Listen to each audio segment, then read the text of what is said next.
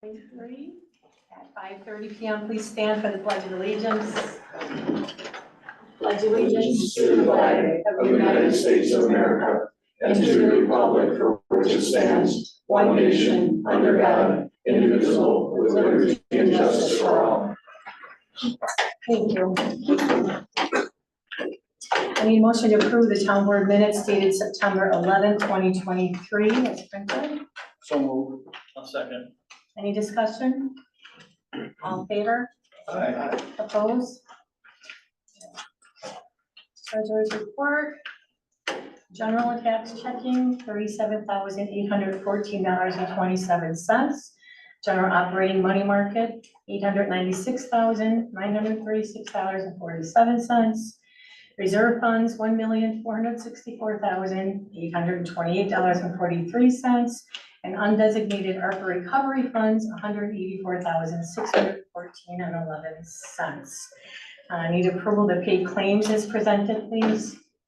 I'll make that motion. I'll move to approve the claims as presented. I'll second. Any discussion? All in favor? Aye. Opposed? Correspondence, I do have one thing here from Tishigan Fire, and it's actually legible. This makes it easier. Dear Tishigan Emergency Response Team, on September 6th, midday, you came to the aid of a woman who had fallen off a ladder. Unfortunately, that was me, but fortunately, thanks to your quick response, I'm going to be just fine. Your team made me feel as comfortable and calm as I could. After being transferred to Freighter, surgery on pelvis and elbow, I am home making steady progress. Please know that you all made a difference. I am forever grateful and proud to call Tishigan my home. Suzanne Gertzy. And I got a picture from Bill Miller of a jar of honey, and I'm like, what is this? Colony honey? Or the honey's from a farm in East Troy that she sent to them, just a little something to share at the station. So that was nice. And again, thank you guys for everything that you always do. We can't tell you enough how much we appreciate you. So thank you. Right now, just because we have our small committee that needs to meet with the village small committee, I need a motion to vacate the agenda as written and move 8B, the report from the Cooperative Boundary Group, up on the agenda. Also move. I'll second that motion. Any discussion? All in favor? Aye. Opposed? All right, so can the report? Kowski's going to be our recorder. All right, good evening, everyone. Tom Rachkowski, 6751 North Tishigan, member of the Town Planning Commission, and also along with Dale and Doug, a member of the Cooperative Boundary Plan Subcommittee that's working with the village representatives. So we wanted to consistently give the boards an update on the progress that we're making, and that's what I want to do tonight. So our subcommittee of 5 has met 4 times since September 10th, collectively for about a total of 6 hours working together. We're spending a lot of time at this point getting mutual clarity on the Department of Administration's boundary plan process and the terminology.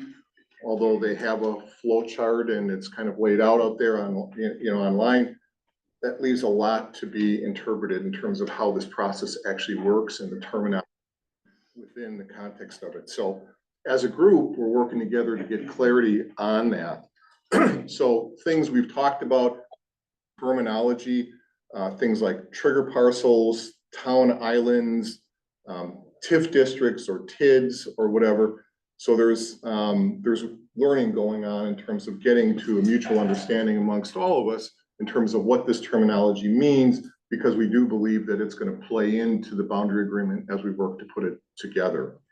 So there have been a few times where we've brought in live guidance from Department of Administration representatives, as well as legal counsel from the village to help us get some clarity on things, and that's been useful as a group to help dispel some of the inconsistencies in what we each brought into that conversation. So bottom line, we're experiencing a lot of learning together through this process, but it's good, and it's been a cohesive kind of learning process. One of the primary things that we're really focused on at this point in time is really defining the scope of what's going to be included in the boundary agreement. The state publishes boundary agreements that have been accomplished throughout the entire state from other municipalities. Things cover a lot of ground, or they can potentially cover a lot of ground. And we want to make sure as a subcommittee, we've got good definition around what's going to be in, big picture, and what's not going to be in. So obviously things like municipal boundaries and future boundaries, revenue sharing as a result of whatever comes out of the boundary plan, utility extensions and utility futures, services in general across the entire community, potential governance efficiencies that could be achieved. All of these are things that could potentially be part of the agreed to boundary plan. And we're working through sort of like, what do we think should be in? What should we be out? What should be out? What are the highest priorities at this point in time that we want to make sure that we work through? So there's a lot of that that's been going on in our meetings. The other thing that we're doing is both municipalities have published comprehensive plans up to this point. So we're collectively looking at the comprehensive plan of the town, the comprehensive plan of the village, examining the areas that are potentially, you know, the specific areas that would be included in the boundary plan. How similar or disparate are they from one another? How close are the comprehensive plans already based upon the future visions that the leaders have had up to this point? So we're doing that. The other thing is that we believe that open bi-directional communication with the community at large is really going to be important to a successful outcome of this process. So we recognize, I think all of us feel, that there is a lot of different opinions, perceptions, etc., that people hold about what this is and what it isn't, what it could be or whatever. And we want to make sure that we are listening to the community and having opportunities to clarify and bring everybody to the same point of understanding. So we are going to be seeking to have a community listening session in the weeks ahead. So that would be something that will open up to the community in general to bring their questions and for us to hear what they have to say about what we're working on. The other thing is that as a group, we have agreed that we are going to update both municipal boards with the same information at the same cadence at the same time. As I finish here, I'm going to head over to the village and provide the same update. We think that that's very important to be seen as a cohesive unit that's communicating effectively in the same way. And then our next subcommittee meeting is scheduled for Tuesday the 17th at 1 p.m. And we're gonna just keep going. So, yeah, Doug, anything to add? I think you covered it pretty good. Yeah, and Tom was nominated by both Doug and I and the village representatives to be the speaker. Even though he's from the town, they agreed that that he would be the right person to do it. So thank you, Tom, for taking this on, and thank you for all the work you're doing, putting these things together for us. Sure. We appreciate that. Sure. I appreciate all of you and all the work that you're doing, so thank you. Right. Tina, I'll give you a copy of my copy. Thank you. Thank you very much. Okay, we'll go to department committee reports. Let's start with police. Hi, good evening, Madam Chair, members of the board. So for the recap for the month of September, PD had a total of 159 actual calls for service, 261 crime preventions and 53 building checks, 77 traffic citations, 37 written warnings, 2 misdemeanor arrests, 8 ordinance violations issued, and 1 OWI arrest. 6 reportable crashes we took, 1 domestic abuse arrest. As far as on the water, we had 12 citations and 14 written warnings to close out September. We took out all the buoys, about 67 of them on September 27th. Special shout out to, well, it's actually gonna be 3 here. Number 1 is to Preferred Marine. Mr. Schwartz, Joseph Schwartz did an, again, excellent job taking our boat in and out Canopy's down, he donates that part of that every year. He came in to also fix a gas line issue at the spur of the moment.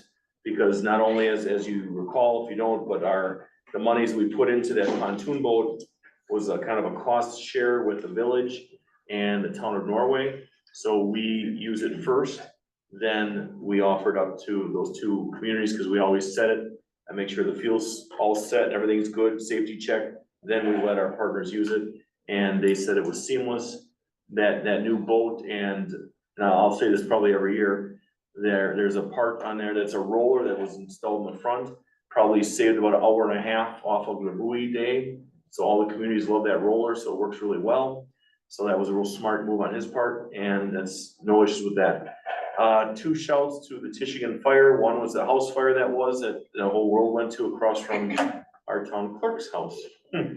Still under investigation. So we, so I just want to say that I was there with Chief Miller, and I wish he was here tonight, because I did tell him on the scene when we went in the back of the door of the house looking for anybody that was in there, without hesitation, took over, took control, did an excellent job on the scene as incident commander. So if he was here, I would be telling that to Chief Miller. Hopefully he's listening at home. And then number two, we'll be having a training at the end of the month at Tishigan Fire for our CPR, AED, and Narcan training. Chief has agreed to not give us a charge. We just simply have to pay, I think it's a $16 or $18 per person state fee, which gives us our little card to carry in our wallets. So that's with that. Any questions? Speaking of AEDs, did this AED get updated? I don't know if it's been updated or not. That's a good question. Okay. I thought it was supposed to be included with some purchase a while back. Well, you're right, Supervisor. It was. Do I know if it's been there? No, I would ask the Yeah, it's fire supposed to be department to another check. piece, yeah. Okay, Because they would be the ones that be checking it and making sure that it's properly installed. okay, thank you. Chief mentioned that he would like to have conversations about the MOU about, for private security. And I think it's important for the community to get that on the books so that the community knows what to expect, if our police are gonna be able to continue that, or if they need to look elsewhere. Yeah, we do have a meeting coming up. I don't remember which day it is, soon, That's the but- Thursday. yeah, so we'll be talking about that, yeah. Any questions for John? Thank you so much. Tishigan Fire. For the month of September, we had 22 EMS calls, 2 fire calls, and 4 car accidents. For the month of October coming up, on October 11th, it's a Wednesday, we're doing CPR from 10 to 2. And then the same Wednesday from 5 PM to 9 PM, we're hosting a first aid class. This Saturday from 11 AM to 3 PM is our open house. We're also doing a blood drive on October 29th. That's from 8 AM to 1 PM. Today we went to Washington Caldwell for fire safety. And then this Friday, the 13th, we're going to Trailside Elementary School for their trunk or treat. And then Your Cottages is also doing a trunk or treat on October 27th that we're going to. And then on Saturday, October 28th, and Tuesday, October 31st, we are taking the rigs to hand out glow sticks for trick or treaters. Thank you, Cassie, you did a great job. We do have 2 ordinances that I personally know Chief Miller has been asking for quite some time. The first one that we've got is the ordinance related to access on private public roads to ensure safety. Everyone's got a copy of that. Would you like to discuss that, or does anyone want to make a motion, or just a motion to discuss?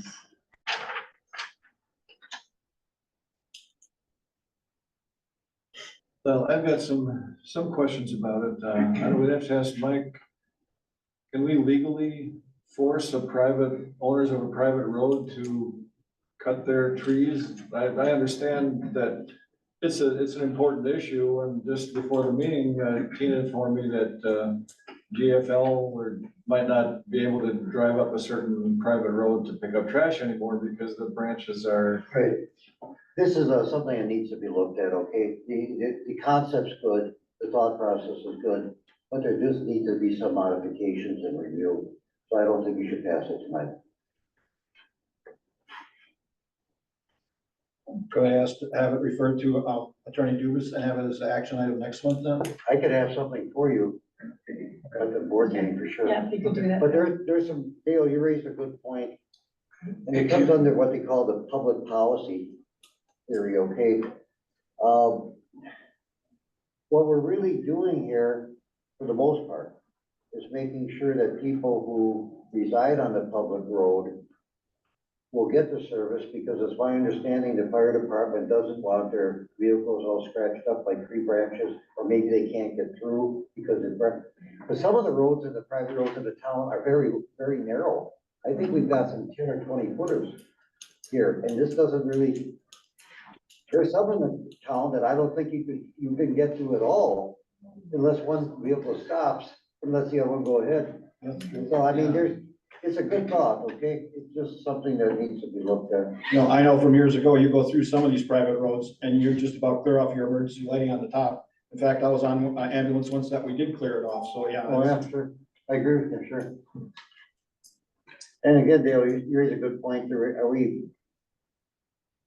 You're really forcing somebody Mhm. to help himself Right, in a way. right, and And can you do that, to an extent? well, in the second whereas, it says that property owners adjacent to the roadway will maintain it, but I believe in at least one subdivision, there's like one owner for the majority of the whole road, so it might not be that an individual property owner could even do it if they wanted to, if the owner doesn't want it, so it could be, complicated, so. Well, this legislature did pass one statute, but it deals with, plowing public roads, private roads, okay, municipality can't contract for that. They didn't go as far as doing the police department yet, the fire department yet, so, but I'm not saying you can't do it, I'm just saying it's. And it mentions our DPW in here, well, I don't think that our DPW has the resources to start, doing brush clearing on private roads, we think, Ken, so it would almost have to be contracted out. So anyway, Mike, I guess we're gonna toss this to you. Yeah, I actually started looking at it already. work on that for us, thank you. The next, Madam Chairman, yes, I believe that the members of the boundary agreement committee are here from the village and probably are aware that Tom Rakowski already left to go to the village. so yeah, we moved him up so he could get out of here and go to your meeting. We weren't smart enough to realize you guys weren't here, so. We had finance and we tried to get here as fast as we could. Okay, we'll go raise them.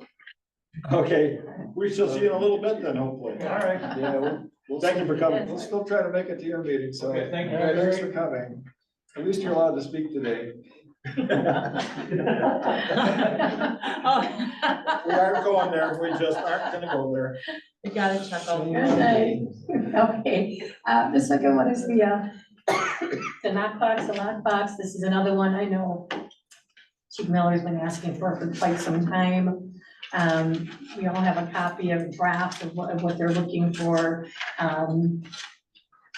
Again, any discussion or any questions from anyone? Yeah, I think we send this to Dubus too, because it says right here, number 4A, the fire chief shall designate the type and quality of the key lock box in the system. These boxes will be quite expensive. If you know, use my property, you can have them built into a wall. Yeah, they are built into the wall. I don't know. So then the cost and installation of these boxes need to be clarified as well. Well, again, there's the question of forcing a private company to do something on behalf of another private company. Now, I know the village does have an ordinance for knock boxes. Yeah, they do. Most municipalities actually. Again, it's in the interest of helping themselves. I mean, if there's a fire at my business, I want them to be able to get in. And that is a valid personal choice that is not legislated by the government, and I don't disagree with that. But the question then is, should the government step in and force you to do something that might be good for you to do? You look at 2A, number 3, that's the only one that really sort of caught my attention. If there's gonna Okay, first of all, it's mandatory that these I'll call businesses, okay, provide this to the department if they meet these qualifications, all right? But number three, it says that there's an amendment to the town's comprehensive plan.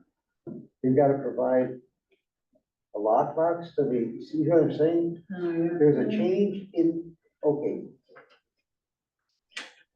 If there's a change in use, that's fine, with an existing structure, on or after the effective date of this ordinance, that requires a amendment to the town's comprehensive plan. I don't know why that would require a lockbox to be given to the fire department. Maybe you can explain, I don't understand why that would require it. Everything else seems fine. The fact that it's rezoned doesn't mean that you have to have a lockbox. I guess 2A sub 3 is the only one that I thought was really sort of strange. Okay. And, you know, aside from that one, the rest of it seems to be okay, but it's sort of an infringement, I think, on somebody's private rights. I mean, I guess I do agree with that 4A, you know, they should designate the type and you have to get that specific type. I agree with that statement. Well, then paragraphs 5 and 6, they're talking about the fire chief implementing rules and regulations, which will be reviewed later, and security procedures, which will be reviewed and approved by the town board. So it sounds like this still isn't complete, even if. Right, but, you know, I can understand why they want it. It's important that they have it for, say, structures that are being physically built, remodeled internally, some business structures.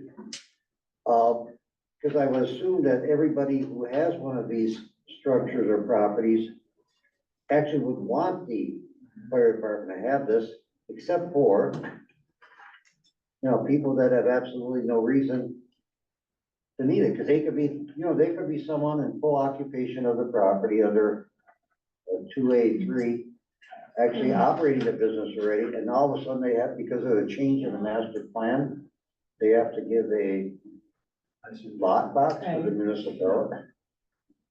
So I can live with the change, the other one, Dale, because like I said, this is for the most part, this is a good thing, you know, 99% a good thing, I think. And this is in draft form, so maybe it would be, you know, Doug, if we can get together. Or and you could get together Chief Miller on it. yeah, and go through and work through some of these issues and bring it Yeah. back. I don't, You give businesses an opportunity to opt out if they don't want to participate. yeah, I mean, Well, thinking. I think the fire department, Chief Miller's been talking about this for some time, I think. You know, If they have an opportunity to opt out, what's the point of having an ordinance that requires it? I think it's a good idea for businesses to have it. I think it should be their choice to have it. You know, I don't know what the villages has, we'll probably should take a look at that also. And perhaps get some input from business owners that this might impact. All right, so let's do some more work on this and. then- Hold it over till next month, and then also, you know, ask that business owners, if they have any comments, they should get to us before next month.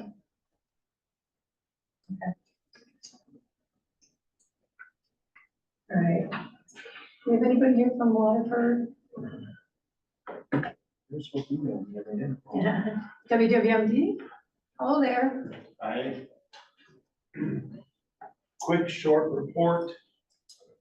We did receive the large harvester. It went right into storage. And we have talked to the manufacturer and they are allowing us to start the warranty period in spring. So that's good in our favor. Also a brief report. I don't have the official report yet, but Priscillacor was applied on Lake Michigan this past season. And according to the contractor that put Priscillacor in, they did a study which is required by the DNR in fall here. And they came up with basically 100% eradication of milfoil. And what they're seeing is some of the native weeds starting to fill in. So we will get more of a detailed report in the months coming. I can offer that up at that time. That's all I have. Did you, run the transport barge after you had it fixed to make sure everything was okay? Yes, yeah, we did. Yeah, and that was put into storage as well, so everything's in storage. Just out of curiosity, what is the warranty period for the new harvester? I think it's a year. 1 year? Yeah, Anything else? Thank you. okay, thank you. Thanks. Ken, Park, Park, we don't have a whole lot for the park, besides it's winding down, there's another rental yet next weekend. We could probably get rid of the bathrooms this week, probably shut everything down, depends on the temperature, by, next meeting. They'll be winding down. Go ahead for the park. can I just ask you a quick question for the park? Have you had, issues with dog owners not picking up after their dogs at all? Sometimes, Okay, I just It heard does some happen. things, some it does complaints happen, today, yes, so, when the okay, guys cut the grass, they see it got it. from time to time, Okay, surprisingly. But yeah, I do plan on getting a doggy station for that. Okay. park. It's gonna be offset by, dog park club. Mhm. They weren't gonna do it at first, and then they changed Yeah, their mind. okay.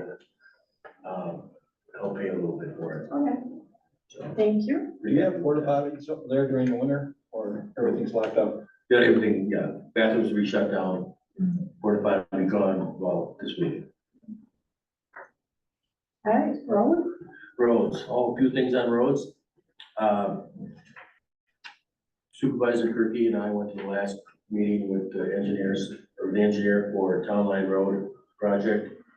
And we'll do bids 12th through the 2nd of November. I believe that's correct. Yeah, and then, once we get those numbers from the engineer, and we'll have to approve that, then Norman will have to approve that too as well. And then we'll wait till next year. I don't know what he has for a start date. I don't recall a start date for next year. It was mentioned, but I don't remember. I think it was like April or something like that. It was spring, yes. That's all I can remember from that, but hopefully it's not too high and our numbers come in okay. Kramer Drive and Highway 36, there's a failing culvert there. The DOT says it's ours, we say it's not ours. I did not call that guy back, let the dust settle, but I'm gonna reach out to him. We're gonna have a meeting to go out there face to face and see how they think that's our problem there. It goes right under the concrete island. We'll see, it could be ours. Meanwhile, I know someone that has a camera, I just need something on track to get it in there to see what the problem is. I might fit in there, go on there, we'll see. That's always another one, but, at least if we have to, we might be able to get away with fixing it. DOT may have a different standard when it comes to something broken or something needs to be fixed. I don't know that. We'll cross that bridge when we get there, when we have a meeting. So I'll work it out with Supervisor Kirky and get a timeline for that. It's hard to believe it's a culvert in the ditch along 36 across from the crossover, like 100 foot culvert that we didn't install. It's part of the Highway 36 ditch draining system, and it's clearly inside the road right away. So how they can expect us to do that is beyond me, but, yeah, keep me informed and let me know when you meet. Yeah, we'll get a couple of dates and times and stuff set. Our paving for this year, North Lake and Elm Island are done. We had some soft spots in both areas. We used our gravel, we helped them, we kind of worked together. And we're ahead and we're under, under in the undercuts on the soft spots on North Lake and Elm Island. But then we were under in Elm Island by 2,700, but we were over 13. So bottom line is we were over 10,800. That's actually not bad for what we had to do there. Just one of those expenses that come up when you have a soft spot, gotta take care of it. And you can't really predict that. We even dug a test hole to see what it was like but you just don't know until you pulverize the road, do a group roll. And you had a question on when the rest of North Lake would get Yeah, I done? just was curious if they were That is gonna. the $1 million question. Oh, okay. Well, each year we do a drive around and rate the roads. We have bad roads and we have worse roads. We have a lot of both. Well, depends upon how the spring and thaw happens. Next year, probably not gonna do anything but Town Line Road, maybe a patch or two, depends upon what the price comes in at. And after that, we'll have to evaluate the major roads, see where that project lies. It's gonna be expensive, we spent, just on those two little roads, it was $176,000. Well, actually, 186 for those two, And what was it, 30,000 for crack filling? and 30,000 for crack. How many miles of crack filling did they do? How many miles? Yeah. I don't know the miles, but I do. I got the printout today and I didn't bring in. Yeah, I saw their little map, but it doesn't really say. Yeah, they switched a couple of roads from the other side of town, because they had a hard time getting there up at on Greg, and they're doing some stuff over on the east side. But yeah, it's a nice thing for them to do, they're in and out of here in like 2 days, 3 days, max. And a lot of people use them, because not many people do that. Thanks for answering. Oh, yeah. So, Thanks for answering. okay, no problem. I know it's not your road, you know how 83 is coming along? No, I don't. Yeah, I can jump on that. I drove the whole length of it Sunday morning. And it's paved, the northbound lane is paved all the way from Cotton Exchange to Wolf Run where Home Depot is. And the equipment was parked just north of there heading southbound. So I suspect that they're starting southbound in Mukwonago and gonna finish up at Cotton Exchange. But half the entire road is done. They're still working on the Highway L interchange or intersection, but I know we're gonna have 3 good days of working this week. It looks like it's gonna rain Thursday and Friday, but it's good to see that they're about half done with the paving. And there's no gravel. Everything else is either ground or has one lift of blacktop. So hopefully with a couple of weeks of good weather, they'd be able to finish up by their October 31st deadline. So The report that I get on Wednesday says October 31st yet. yeah. I was gonna say that until it changes to November. Well, yeah, That's gonna be close. it's gonna be very close. I used to work for the government, I know that. Well, this is the DOT, so yeah. Any more questions for Ken? Thank you, Ken. Our town planning commission recommendations. We're talking a lot on the agenda, 3 permits, one with the town level variance, passed. And then for building permits, we have $3,609 in the building permits. Yeah, so do we need to approve that variance? Just the town level variance. Yeah, 5624 West Peninsula. Yeah, it was recommended. Is anyone here for that? Okay. No, she's not here because of the whole confusion about planning, having final say on the pier, but then the town board variance, so, Heather, and I figured she was not aware that she would have to come back because it wasn't mentioned at last, planning commission. I'll make a motion to approve. I'll second that motion.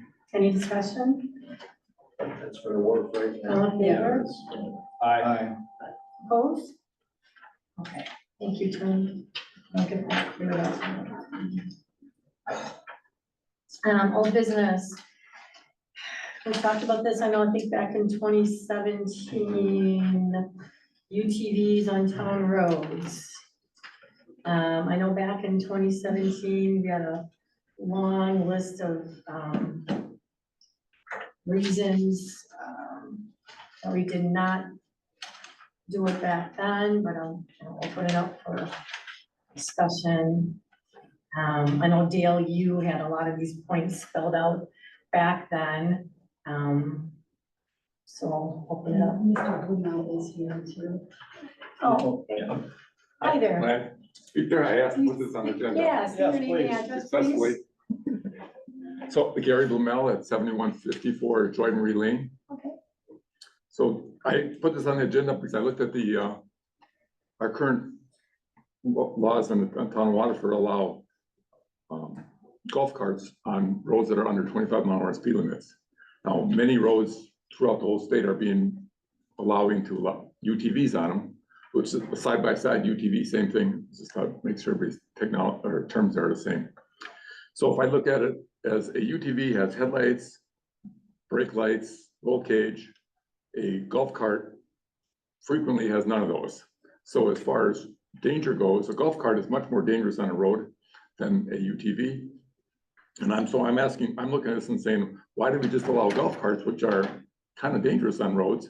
And why don't we allow UTVs like majority of the state allows UTVs on town roads? So I'm just asking the question, why not? And so that's my question, really. I was just asking and trying to find out a logical reason why we don't allow it, whereas most of the state does. Sure. Okay, that's fair. That's Fair. The other one.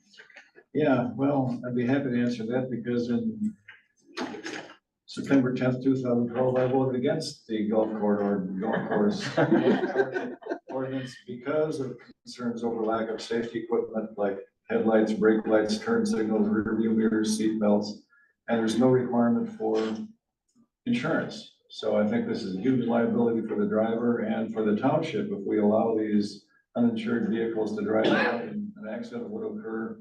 Are we liable? And there's like 6 pages of minutes from the town board and probably equal number from the planning commission back in 2017. You know, I would oppose adding ATVs and UTVs for those same reasons, and they're just voluminous. There was citizen opposition, there was 185 signatures against. Safety concerns, liabilities, lawsuits, ATVs are engineered for off-road, not paved surface. Opposition by our police chief. He said ATVs don't belong on residential areas. Farmer opposition, Stuart Frost cited damage to farmland, trespassing, illegal parking. How could the PD respond to, well, here we have off-road accidents, but I don't imagine that if somebody's going to drive one of these in a subdivision that they're gonna stay there. They're gonna jump on Buena Park or North Lake Road and they're just gonna take off and continue. And if they go off road, how are we going to stop them? Many subdivisions have steep hills and curves. We don't have shoulders.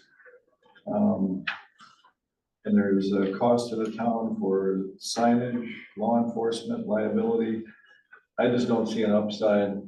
And just out of curiosity, there was an incident that I witnessed downtown Waterford last year, and I don't think that the village has a golf cart ordinance, but there was a golf cart that was stopped with 6 young girls in it, 2 of them sitting on the back with their legs hanging down, 4 others inside the golf cart, and they were just joyriding, and, you know, it was a very dangerous situation. If any of those girls would have fallen off, it could have given them some serious injuries, so, I remain opposed for those reasons, and there's tons more in the minutes from 2017, so. Could I just clarify some things? First of all, back in 2017, when it was proposed before, it was also proposed to open up some trails and to connect trails together with roads and have signage on the roads and stuff like that.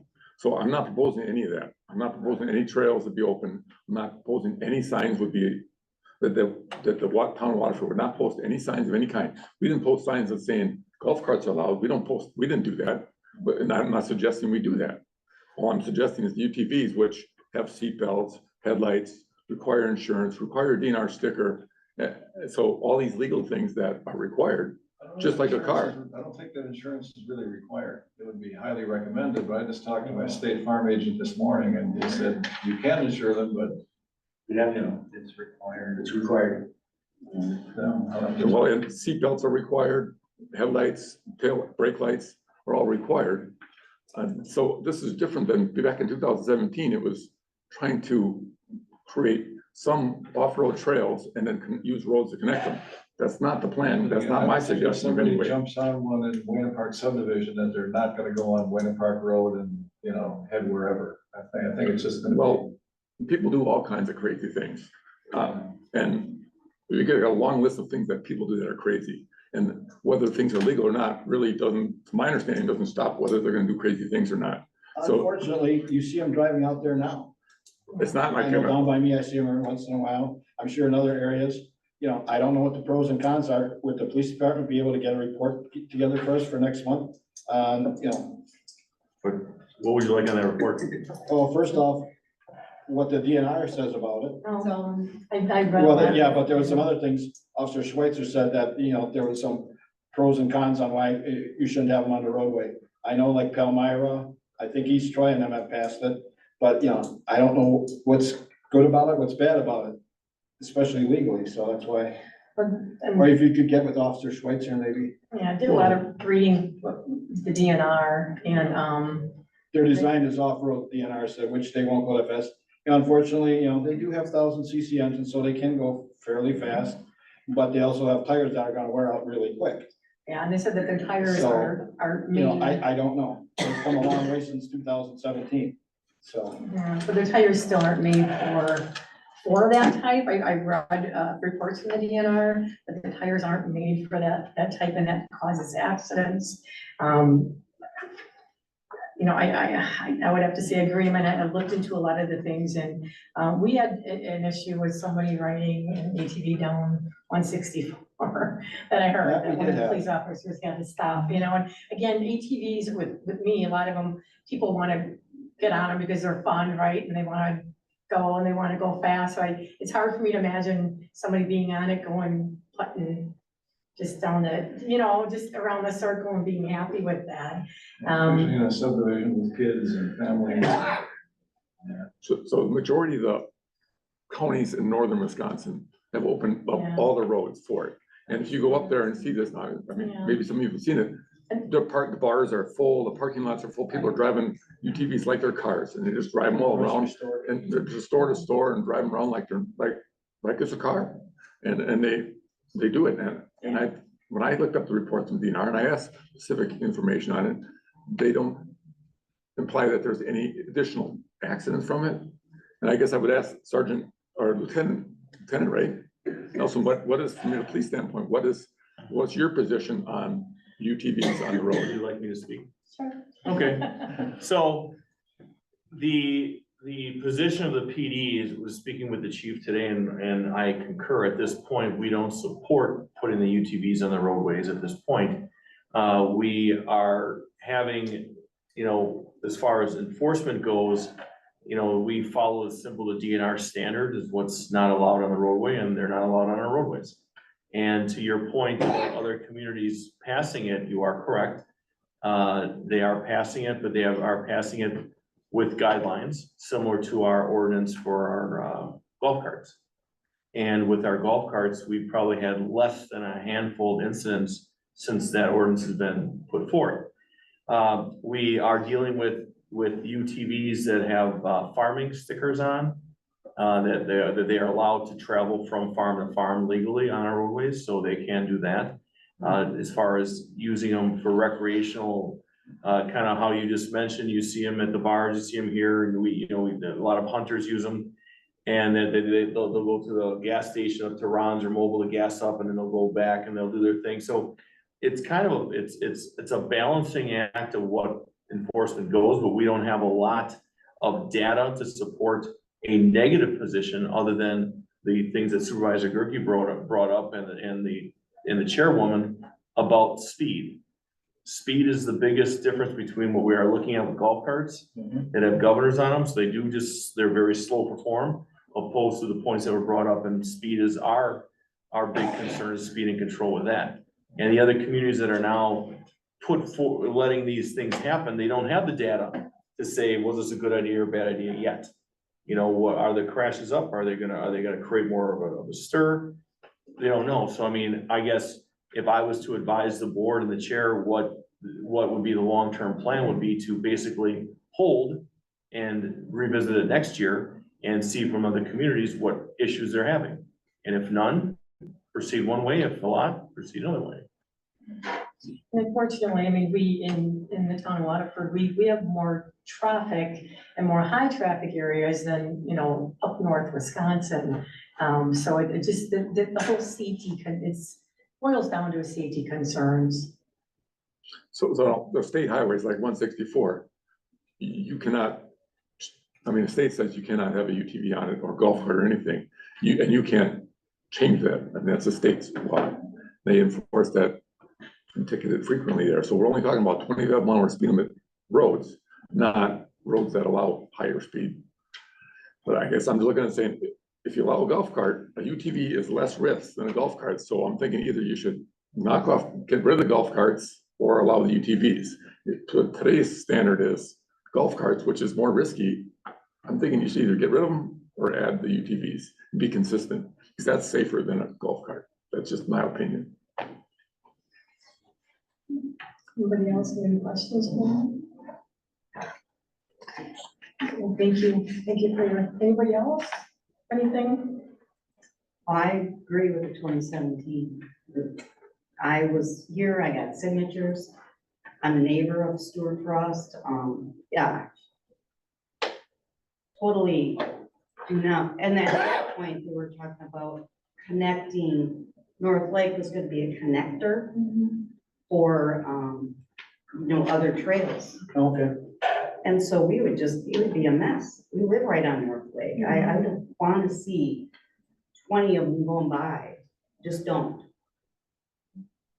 North Lake Road is not 25, so it would not be allowed in North Lake. That's not that's not a proposal. Still. It's a way different proposal. They would But that was what we cross were it talking coming from. about. North Lake's just gonna be the Yeah. connector. That's not a proposal today.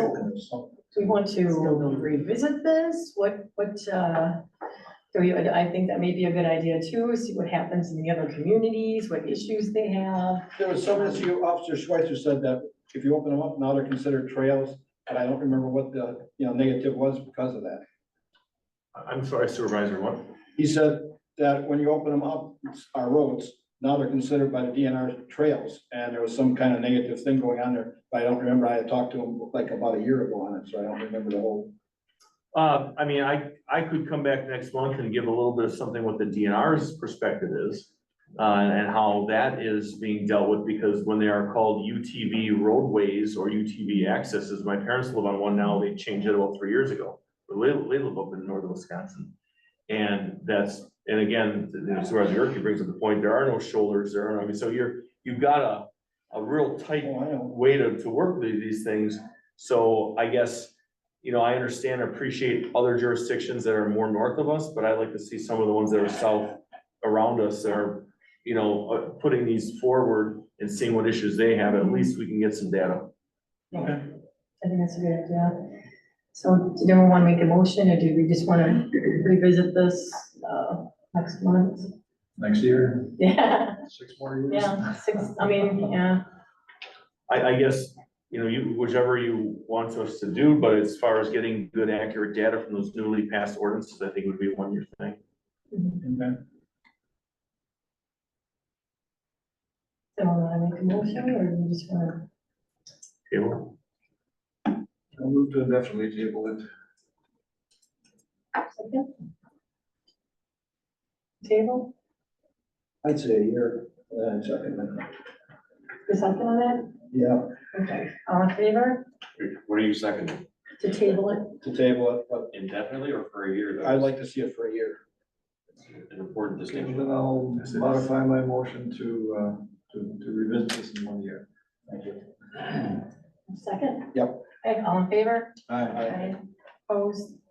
Okay, so we'll take a look at it again next year, we have more information, and thank you for coming out. Okay, new business, discussion, possible action, regarding, meeting attendance, electronic attendance. This kind of came up, this is an issue that came up, some constituents had some concerns, some previous board members and attendance at county board. So we told them that we would take a look and address it. All that's here right now is just some basic draft ideas, that I got from Wisconsin statute, from other municipalities. So, you know, we can discuss this, take a look at it, bless you. You know, basically, you know, making sure that we are here, we're at meetings, we're elected to represent the people, to make sure that we're here, we're doing our job. Obviously, people get sick, or things happen sometimes, or jobs take us away, or we have operations or whatever, but as long as there's, you know, concerted effort to actually be here and do your job, and, you know, what we can do in the case where someone is gonna be absent for an extraordinary amount of time. So this is something, well, we've read through this already. If anybody has anything to discuss or to add or questions? One thing I would suggest, I don't know if this is gonna go forward or not, but on the, right above electronic attendance, it says about a 2/3 board vote. Well, that should probably be 3/5, because we can't do a 2/3 vote with 5 people. Personally, I would get rid of that entirely, because I don't know that the board has the legal authority to, and if they do, I don't know that they should exercise it. If they do, I think the appropriate remedy would be a recall by the citizens, not a. yeah. But just so you know, it spoke to the attorney at Wisconsin Towns, and that's what she told me. So, But again, just because they have the authority doesn't mean they should exercise it. yeah.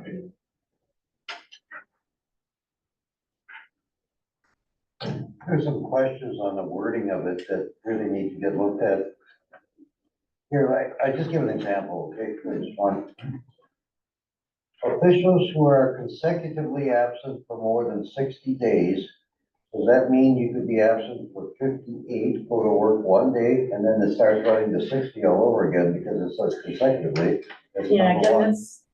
that's from the state statute, so that's what we would have to, No, it doesn't, again, it might be in Yeah. the statute, but it doesn't mean that it's, right, let me keep going a little bit further, because that's one thing, but yeah, this are just draft ideas that are. unless in the case of good cause as determined by the board, which again leaves, there's no standards for you to determine a good cause. Well, let's say that that's okay too. But here's the part.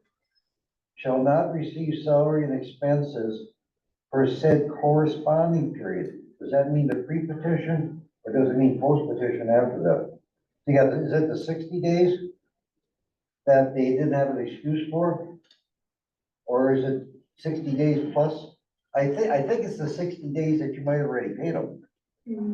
Because if you keep on reading further, after the 60 days, you can determine there's a vacancy and the person actually can be removed.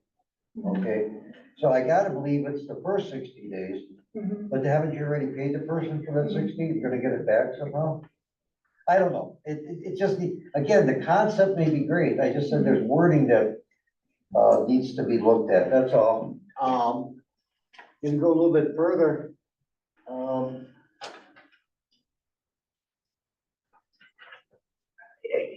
General opinion, the concept could be fine, okay, that's a decision, I don't make those decisions, the board makes those decisions, but, the wording needs some changes. Oh, yeah, that's why this is just put together for discussion, it's taken out of statute, you know, it's something just to discuss. What I wanna know is if, everyone is interested in discussing putting something like this in place. Because we have had numerous people complaining in the past and wanted something done with that, so. I think it's in the past, I mean, when Supervisor Bob's over there, somebody's missing 6 months, we call them. Yeah. They already have the books, like creating more work for residents, you know what I mean? That's just my 2 cents, so. And with Zoom and that now, you know, let's say they're tied up, they could still partake with it, being on a Zoom meeting. That's gonna be a question too. That Zoom is, you know, used 95% of the federal court system, okay, except if you have a trial. An evidentiary hearing, the courts typically want the people in person, so they can view the person, you know, to see their mannerisms and things like that. So Zoom is great, and it worked 95% of the time. And it's a great idea, but are we gonna run into that problem again? I don't think so, like you said, if there is a big issue, then we do a recall. Personally, I think it starts off with individual accountability and responsibility first. If I was unable to perform the duties for which I was elected, I would be the first one to say, I can't do this. Right. Replace me. Right, and then, Outside of that, there is the recall option, which is unfortunately a lot of time and work. I don't necessarily oppose sanctions if somebody is a habitual offender with attendance. Yeah, we're trying to, like I said, we've had people calling and people complaining and wanted something, so we're just visiting to see what we would do if we would put something in place, how we would handle that. Do you have something? Madam Chair, Mike, how would, I think the only question that we have, because Zoom is becoming more popular and it's the way to go, is open, closed, open meetings. You know, I think part of this, was how do we handle board members attending a closed session meeting? Because once you do Zoom, can you hold closed session meetings in Zoom? Well, that's a good point too. And again, I'm gonna go back to the thing, Supervisor Yolanda mentioned, the recall thing, though, you gotta wait a year before you do that. So the guy could miss 11 months, theoretically, okay, and you still couldn't do anything, so. And by then, there's only a year left on the term. That's true, Yeah. that's true. Yeah, and again, Wisconsin statute says that attendance in closed session meetings must be in person to preserve and protect Yeah, confidentiality. There you and go. I think that goes to the thing of, again, how much can you use Zoom for? You know what I'm saying? Mhm. And, will Zoom ever get hacked? Yeah, I do think there's some merit that if you don't attend meetings without a good excuse and you're not doing your job, that the pay stops. I have zero issue with Yeah. that. You don't do the work, you don't get paid. I think Right. that's reasonable. people, I guess, think people just need to feel like they're being represented, right? So we need to let them know that we're doing that, We so. could put together a simplified, real simple version of this that wouldn't be something like Supervisor Yolanda indicated, if you want, okay? Or you can just forget about it and wait till next year. Anyone wanna? That was the only thing I wanted to clarify with moving forward, because it wasn't an issue and it hasn't been an issue. But about closed session, but people already Yeah, answered that, so yeah, there we go. so. Anyone wanna? Make a motion, you want any more discussion or anything, or should we just? Let's say we discussed it, you know, and if an issue arises, we can visit it again and discuss it again and make some type of, ordinance. Does it take place about over 30 years ago? We had that same, not as recent.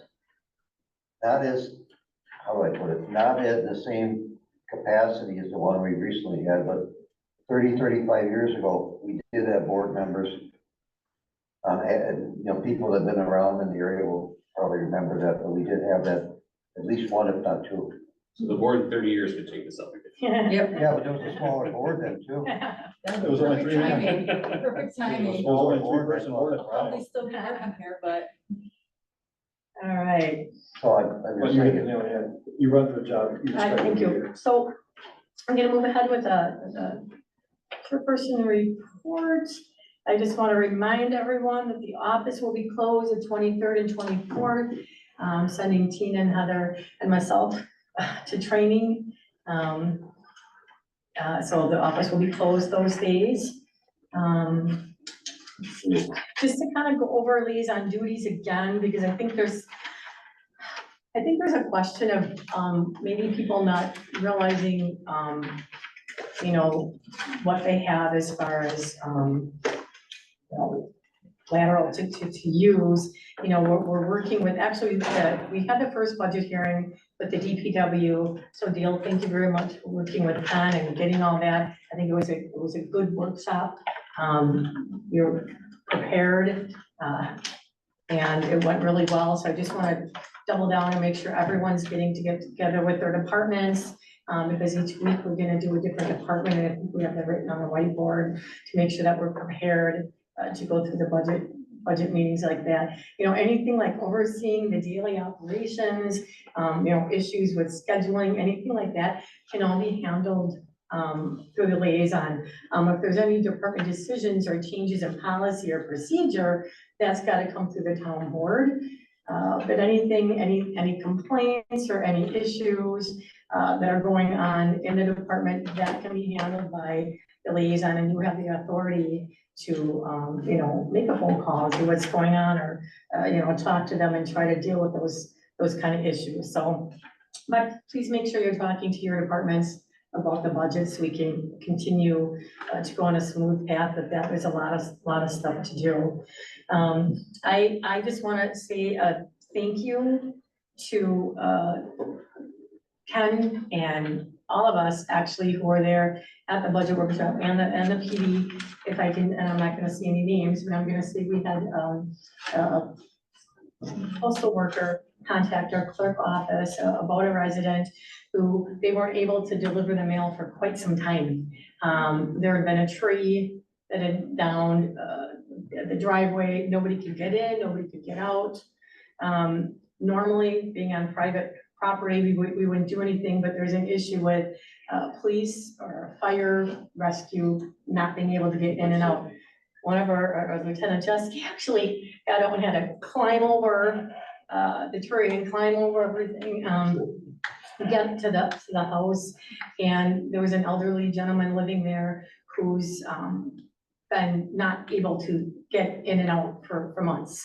Not being able to get groceries or anything. And it was just a sad situation. So thank you, Kenny, for going over there and getting rid of that tree so that the driveway is open and he can receive services. And all of us sitting at the table threw in some money, and I put a little bit more on my credit card the other day and went to Pick and Save and bought him some food.